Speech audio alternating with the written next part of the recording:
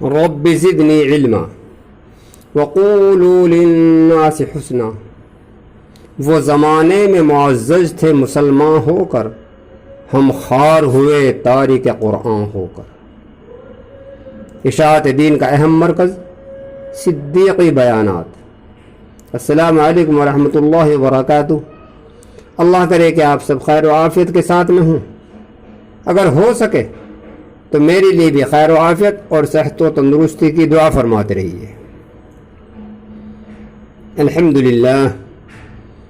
للہ رب العالمین والصلاة والسلام علی رسولہ النبی الکریم، اما بعد، قال اللہ تعالی فی القرآن المجید، اعوذ باللہ من الشیطان الرجیم، اللہ لا الہ الا ہو الحی القیوم لا تأخذه سنة ولا نوم له ما في السماوات وما في الأرض، صدق اللہ العظیم۔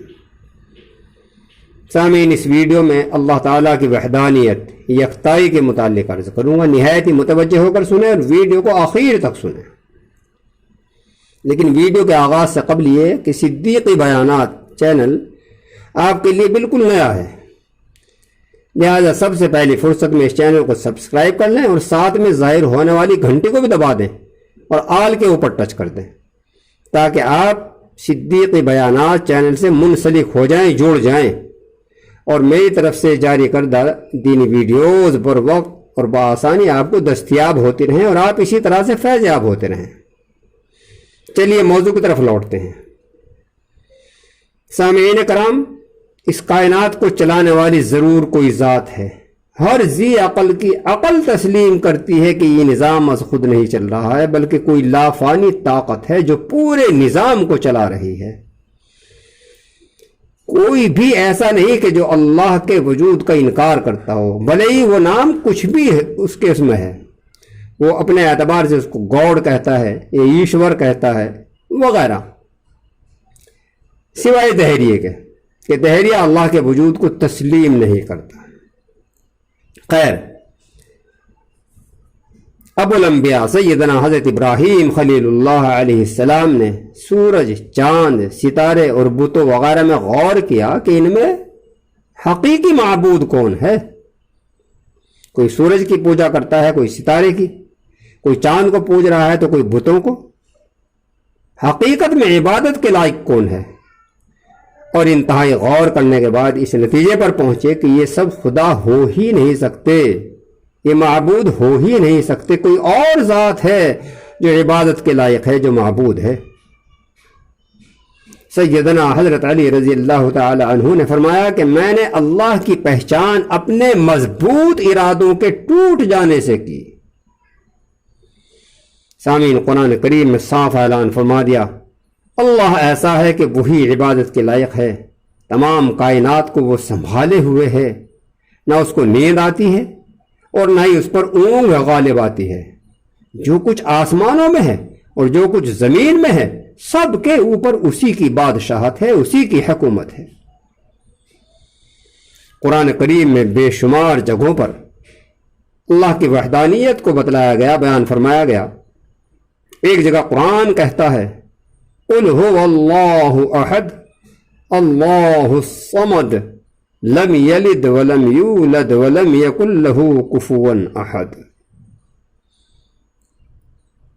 آپ کہہ دیجئے کہ اللہ ایک ہے، اس کا کوئی شریک نہیں، اس کا کوئی ساجی نہیں، وہ بالکل تنہا ہے، اور اس کی خوبیاں یہ ہے کہ وہ بے نیاز ہے اور وہ کسی کی اولاد نہیں ہے، نہ اس کی کوئی اولاد ہے، یعنی نہ اس کو کسی نے جنا نہ اس سے کوئی جنا گیا۔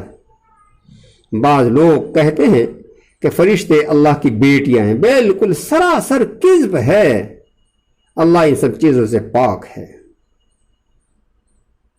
اور ان خصوصیات کے بعد میں صاف ہے کہ اس کا کوئی ہمسر نہیں، کوئی اس جیسا نہیں، کوئی اس کے برابر کا نہیں۔ سامعین، اگر ہم دنیاوی نظام، پیدائش، موت، مخلوقات کے حالات پر غور کریں تو ہم فرما بردار ہیں یا نافرمان؟ لیکن ہم یقین کرنے پر مجبور ہوں گے کہ ضرور اس کائنات کو چلانے والی کوئی ذات ہے جو قادر مطلق ہے، جو احکم الحاکمین ہے، جو ہمیشہ سے ہے اور ہمیشہ رہے گی۔ اس کو فنا نہیں، اس کو بقا ہے۔ وہ خالق کل شیء ہے، وہ سمیع بصیر ہے، وہ عالم الغیب ہے۔ سامعین، اتنا بڑا نظام بغیر کسی کے چلائے چل ہی نہیں سکتا، اور نہ ہی شرکت میں ایسا نظام چل سکتا۔ جیسا کہ پرانے زمانے میں ایک چرخہ چلانے والی عمر رسیدہ بڑھیا سے کسی نے معلوم کیا کہ بڑھیا تمام عمر ایسے ہی گزار دی اور عمر کا آخری حصہ چرخہ چلانے ہی میں صرف کر دیا، کچھ اللہ کے بارے میں بھی علم ہے؟ سامعین، بڑھیا نے نہایت ہی عمدہ اور ٹھوس جواب دیا، کہا کہ میں اچھی طرح سے جانتی ہوں کہ اللہ ایک ہے جو کائنات کو چلانے والا ہے، اس کائنات کو وہی چلا رہا ہے۔ اس سے سوال کیا کہ تجھے یہ کیسے معلوم ہوا کہ اللہ ایک ہے اور کائنات کا نظام اسی کا قبضہ قدرت میں ہے، وہی چلا رہا ہے؟ بڑی بی نے کہا کہ اپنے اسی چرخے سے میں نے یہ معلوم کیا۔ پوچھا کہ کیسے؟ کہا کہ اگر میں اس چرخے کو چلاتی ہوں تو چلتا ہے، اور اگر نہیں چلاتی ہوں تو رک جاتا ہے، رکا رہتا ہے، چل ہی نہیں سکتا۔ اسی سے میں نے انداز کر لیا، اسی سے میں نے یقین کر لیا کہ دنیا کے نظام کو چلانے والی کوئی ذات ہے، کوئی طاقت ہے، اور وہ اللہ ہے۔ اگر کوئی ذات نہ ہوتی تو یہ نظام کیسے چلتا؟ کائنات کا نظام رک جاتا، ٹھہر جاتا۔ اور دوسری بات ساتھ میں یہ ہے کہ اگر میں اس چرخے کو اکیلے چلاتی ہوں تو یہ بخوبی چلتا ہے، اور اگر کوئی دوسرا اس میں شریک ہو جائے، وہ اپنے اعتبار سے چلائے، میں اپنے اعتبار سے چلاؤں، وہ ادھر کو چلائے، میں ادھر کو چلاؤں، تو یہ چلنے کے بجائے ٹوٹ جائے گا، تہس نہس ہو جائے گا، برباد ہو جائے گا، غارت ہو جائے گا۔ اسی طرح سے اگر دو یا زیادہ اللہ ہوتے، خدا ہوتے، تو اس دنیا کا نظام تہس نہس ہو جاتا، کیونکہ ہر خدا اپنی منمانی کرتا۔ دونوں میں اتفاق ہونے کا کوئی سوال ہی نہیں ہوتا۔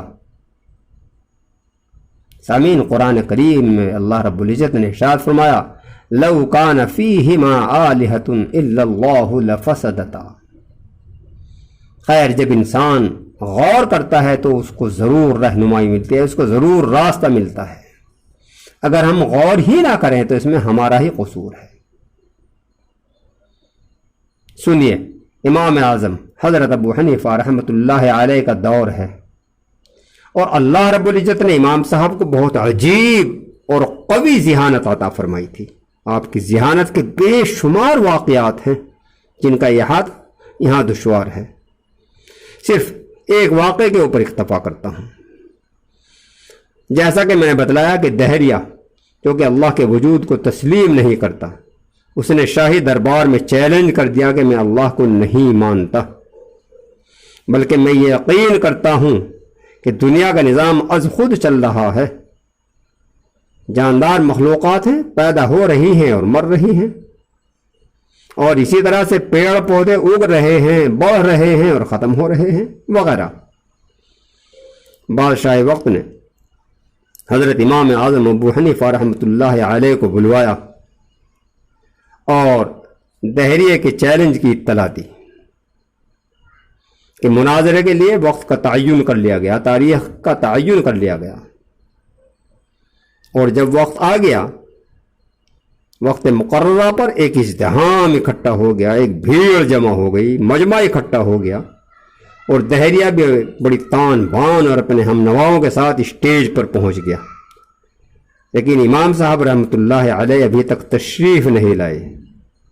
وقت گزرتا رہا کہ دہریہ بار بار کہتا رہا کہ جو شخص وقت کا پابند نہیں ہے وہ کیا مناظرہ کرے گا، یا پھر یہ ہے کہ اس کے پاس کوئی دلیل ہے ہی نہیں جو مناظرہ کر سکے اور مجھے ہرا سکے۔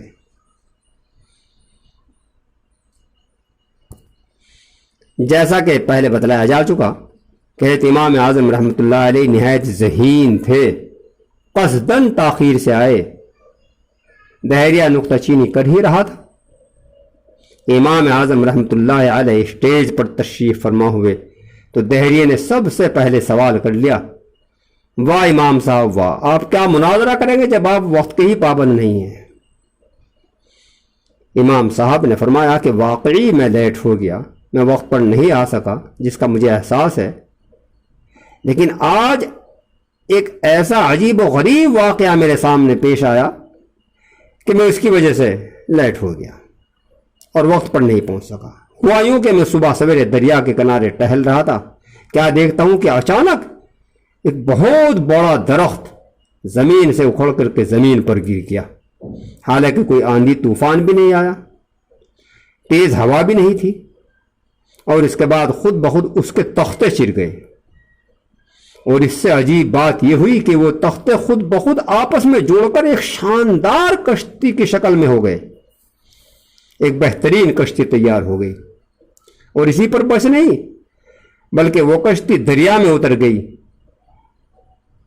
اور اس کے اوپر مسافر سوار ہوئے، اور وہ کشتی بغیر ملا کے ہی دوسرے کنارے پر پہنچ گئی، اور پھر ادھر سے بھی اسی طریقے سے مسافروں کو لے کر اس کنارے پر آ گئی۔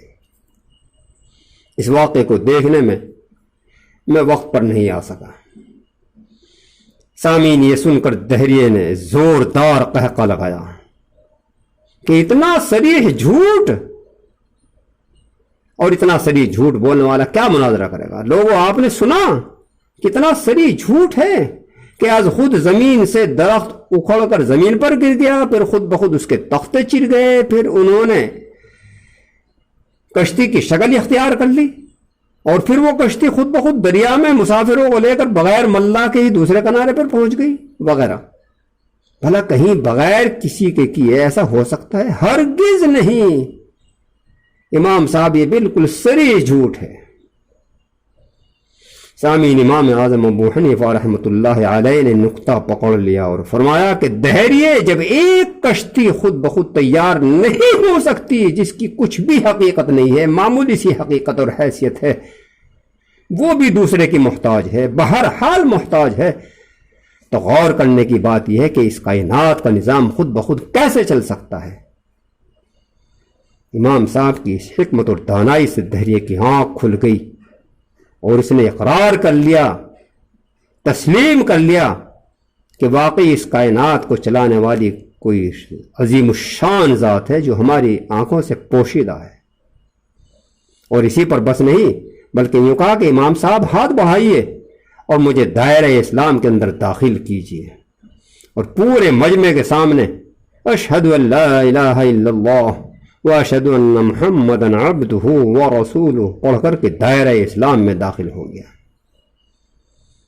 سامعین، صبح سے شام تک نہ معلوم کتنے واقعات ہم دیکھتے ہیں کہ جن سے دل میں یقین ہو جاتا ہے کہ لازمی اس کائنات کو چلانے والی کوئی ذات ہے، اور وہ اللہ ہے، وہ اکیلا ہے، اس کا کوئی شریک نہیں، اس کا کوئی ساجی نہیں، یہاں تک کہ اس کی صفات میں بھی کوئی شریک نہیں ہے۔ کوئی پیغمبر، کوئی پیر، کوئی ولی، کوئی نبی اس کی برابری کو پہنچ ہی نہیں سکتا، سب اس کے محتاج ہیں، وہ کسی کا محتاج نہیں، وہ ہمیشہ سے ہے، وہ ہمیشہ رہے گا۔